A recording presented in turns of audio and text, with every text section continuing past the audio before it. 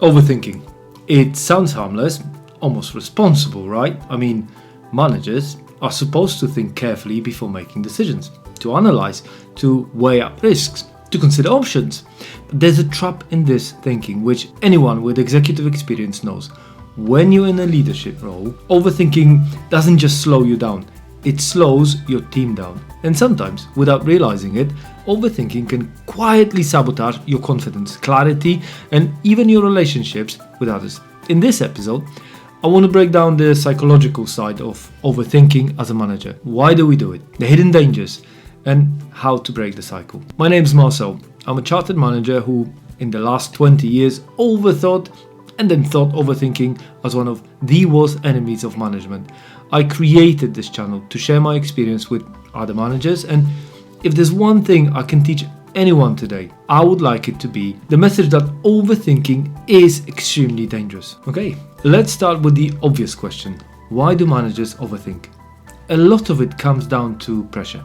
When you're leading people, every decision, well, it feels bigger. You're not just deciding for yourself anymore.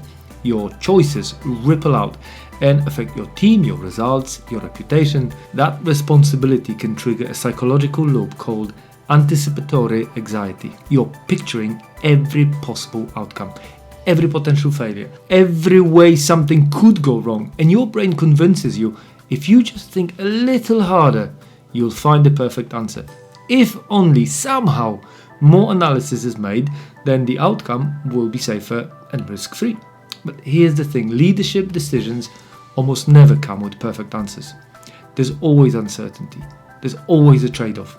This is where overthinking starts to creep in, because instead of accepting that uncertainty, we try to outthink it.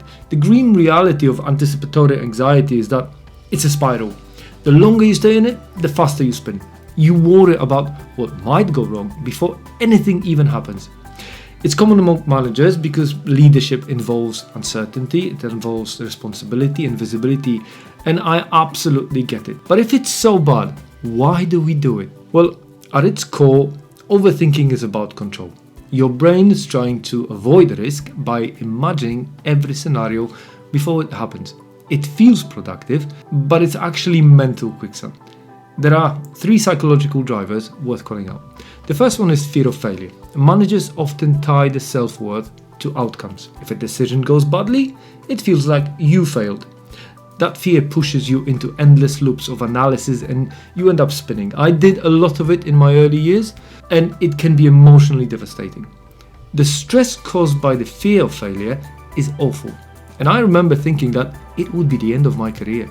Obviously, what happened when I failed was that I had to grovel about it, pick myself up, dust myself off, and make more decisions. And surprise, surprise, some of them were bad, but not most. Number 2 is my favorite enemy, perfectionism. You're searching for the best solution, not just a good enough one. But in management, chasing perfection, well, usually delays progress. I can't stress it enough. There are no perfect, what we call information horizons, where all the information is available and there's ample time to analyze everything. If you're after perfection and can live without it, I strongly advise you to leave management. It will not be a pleasant ride at all if you stay. The third one is impostor syndrome. Even experienced managers struggle with it. The voice in your head that whispers, what if I'm missing something obvious? So you keep reviewing, keep tweaking, keep doubting. And I have to stress, this one is tricky. I met CEOs, managing directors, still struggling with imposter syndrome. And to a certain degree, it's that voice of humility that we all should always have. The art is understanding there's a limit to it. Almost always, it's about pushing your personal feeling aside and simply making that decision. All 3 feed the same loop. Thinking more feels safer than acting. But in leadership, and I want to stress it, in action is also a decision, and usually a costly one. Let's talk about the mental toll that overthinking causes, and there are 3 main pillars here. Before we go into them, I want to highlight that normally they all happen at the same time and are very difficult to spot. There's decision fatigue. You burn energy just obsessing over low impact choices, leaving less bandwidth for those choices that actually matter. There's reduced creativity, Constant analysis pushes your brain into defensive mode. You become less open. You don't like risk taking and you avoid them altogether. The third one is obviously heightened stress. Your body doesn't know the difference between imagined problems and real ones. So you stay in a fight or flight mode every single day. And over time, that constant mental churn just chips away at the confidence. You don't normally see it because you're in it every day. And the way it shows is you get home on Friday and have no energy for anything until Sunday night, when all of a sudden you start dreading going to work on Monday, because every time you overthink, you're telling yourself, I can't trust my own judgment. And that just spins into tighter fear. Right, let's talk how overthinking shows up in managers. As I mentioned, overthinking rarely announces itself loudly. It's subtle, but there are some patterns to watch out for. It's things like spending days rewriting an email that could have gone in 10 minutes. It's postponing decisions because you're waiting for more information. There's constantly second guessing your calls after you've made them. There's asking for too many opinions, even on small issues that don't really matter. Now, if any of these sound familiar, you're not alone.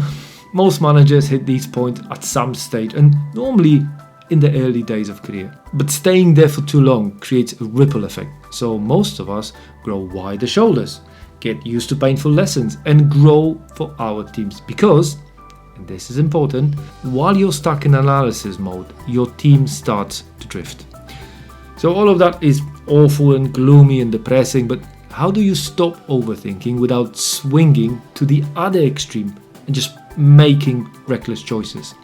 There are 3 practical shifts to break the cycle of overthinking. Number 1, set decision deadlines. Give yourself a clear time frame. I'll decide by 4 p.m. tomorrow. Deadlines, well, they force your brain to prioritize action over rumination.